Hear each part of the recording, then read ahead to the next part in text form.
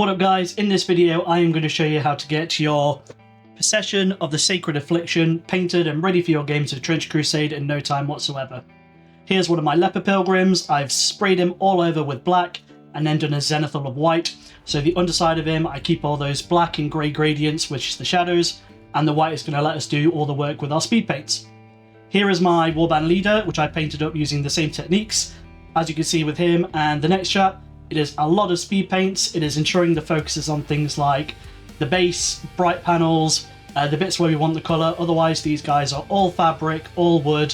Sometimes there's a bit of skin. So we've got to find these bits to put our points of interest, and that is done on an individual model basis. I did a funky little design on this guy's shield. It isn't great, but I think it looks worn and weathered enough to be kind of past the vibe check. But otherwise, yeah, the point of painting this warband quickly is going to be done using majorly speed paints, with a few techniques beyond that to make them sing a little bit. Absolutely love this little prisoner with the sea mine on his head. He's got no idea what's going on, but I'm sure for him it'll all be over soon. Leave a comment which of these fighters is your favourite in the warband. This communicant was an interesting one because I painted him up red as per the box scheme of him, and I think it just adds that nice splash of colour and gives him that very inquisitorial vibe. The colours for the warband bar him are majoritively neutral: beiges, greys, browns, tans, skin where the skin is. So I added a splash of colour on some little front robes and front parchments with a mauvey purple colour, just because it's quite papal, it's quite regal, and I think it adds to that kind of holy vibe of these guys. Here is my nun, who came out absolutely wonderful. She's got a little bit more armour than other people, and running around with the dogs out like an absolute lunatic. Right, let's crack on with this handsome chap now, shall we? So all you need for this is water, palette, some good brushes, whatever brand of brushes you're comfortable with, and then we're going to use majoritively speed paints once we've ensured that our primer is fully cured. We're going to start off with bony matter, and this is going on all the wood panels.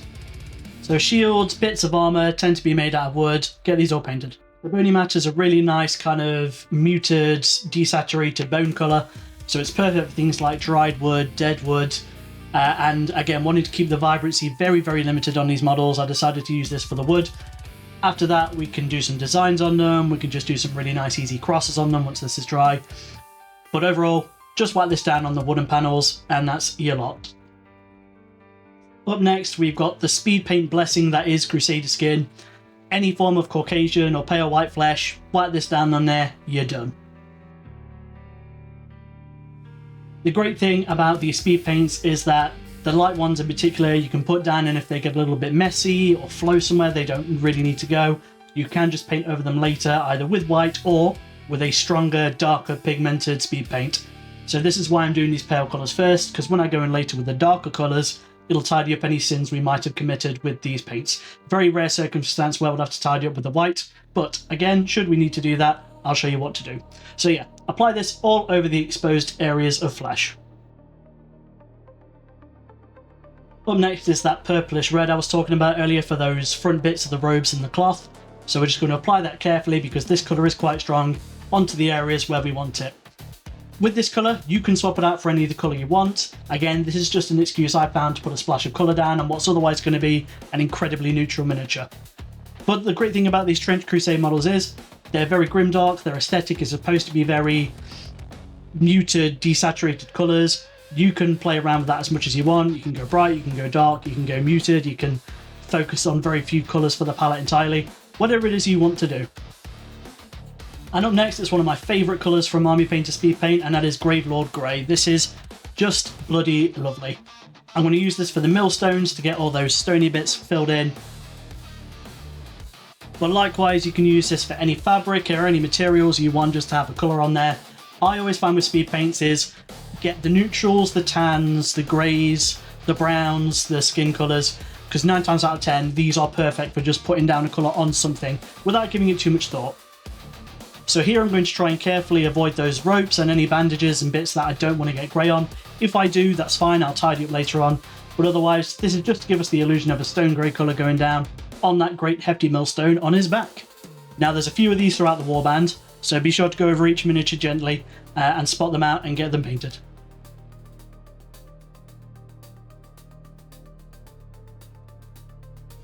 Up next, we're going into some smaller details. I'm going to use this Absolution green to paint some of the little bottles and little vials and stuff like that. So these guys have like Molotov cocktails on their belts, so I always imagine those to be like quite a dark green colour, like an old wine bottle or an old beer bottle. So this is really nice. Again, it's just a nice excuse for a splash of colour. Just being careful with it because again, it is very, very strong. So we're going to apply this onto the bottles. Again, if you fancy a different colour, crack the holy heck on.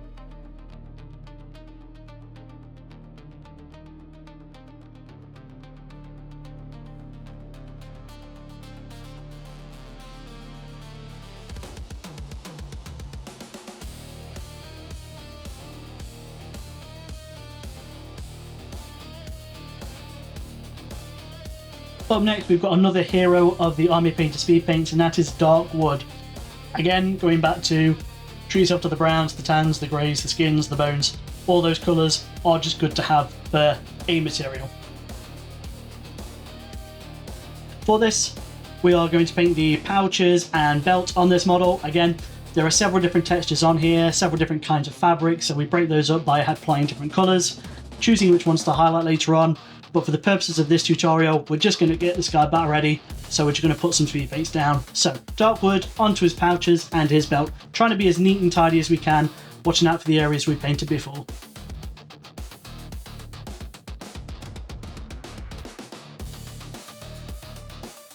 So here's how we're looking up to this step. The majority of the colours left to paint are things like the bandages and the metallics. But so far we've got a lot of these base layers down. I'm going to carry on with the speed paint theme, and again, any tidying up we need to do, wait until we get past this stage where we're ready for the metallics. Reason for that being, there is no point going back continuously with tidying up mistakes, brush up, brush down, paint out, paint in, just when we can do it all in one step later. Now it's time for Desolate Brown, which is a lovely olive colour, and this is what we're going to do all the bandages with. So again, at this stage, I'm going to try and be careful not to go over any bits I already have done, but again, if we do, no stress. We're going to bypass a lot of this later by the tidying up, or when we do the advanced steps, which I'll go over in my Discord, I will show you how to overcome those little niggles. But otherwise, we're going to apply this over all the bandages, any bits of odd cloth, so I think there's some rags sticking out of the cocktail at the front, so I'll just put some colour down on there. But otherwise, we're going to apply this to all the bandages, not the tabardy bit you can see at the back of them there, we're going to do that in a bit. But this is going over all of the bandages and the bindings and stuff. There might be a few ropes or a few straps and stuff that we may not have done, or on different models there might be some slight variants. Again, pick a random neutral colour from a speed paint and use that. It really helps to add to the differentiation of texture, while also being uniform with the colours we're using across this warband. Battleship Grey is what we're going to use on the remaining cloth that's hanging off the back of the guys, the front of the guys. This is a really fun colour, it's quite thin and quite pale, so I do 2 layers of this just to try and increase the saturation of colour. But again, keep in mind at some point we're going to throw a wash all over this guy, we're going to add some weathering, we're going to sponge some dirt on him. So be confident when you're painting these guys, don't stress too much about colour placement or balancing, because at the end of the day these guys are going to be filthy by the time we're done with them. So don't stress, enjoy the process. We're at what, 8 minutes and he's already 80-90% finished. Follow these techniques, and if you're not fussed about the perfection element over the completion element, you can paint your toy soldiers in absolutely no time whatsoever.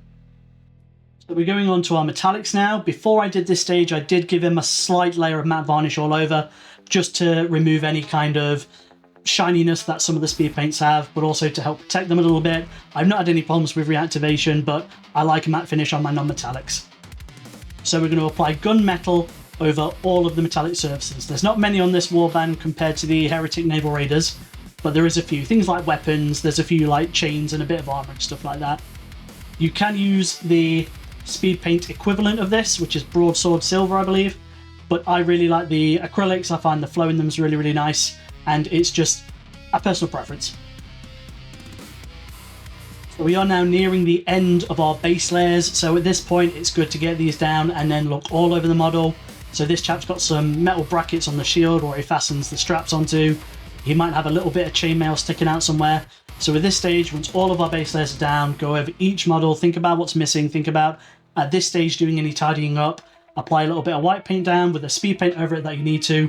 Otherwise, we are just going to give this guy a mighty dry brush later, so stay tuned to see what that looks like. Up next, we've got some true brass. This is probably my favourite metallic that Army Paint to do. It's just such a beautiful colour. And for this, we're going to do things like crosses, any metallic details you think that need breaking up. But otherwise, yeah, crucifixes, any holy icons, the big, massive crucifix totem on the warband leader's back, sensors, another good thing. So we're just going to apply this to those. Takes a couple of thin layers, but yeah, this is where they just, again, add another colour and break up all those metallics.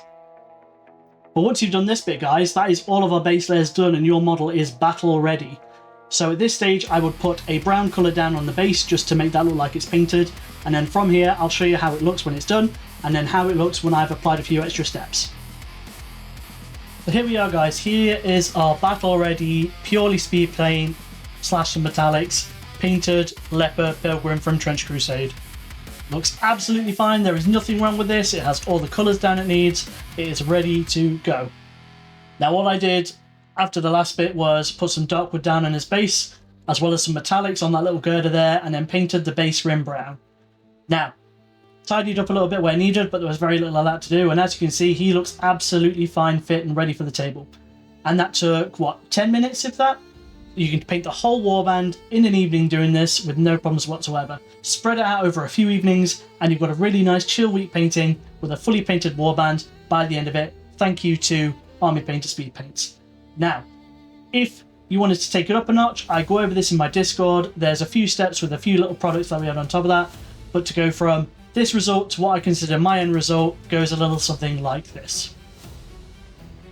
So all I've done to take this up a notch is apply some more shades, apply some sponge stippling, neatened up the base a little bit and done some swamp effects. I can show you how to do all this over in my Discord. It's completely free to join, so come along, get involved, and I'll show you how I took it up just this little bit.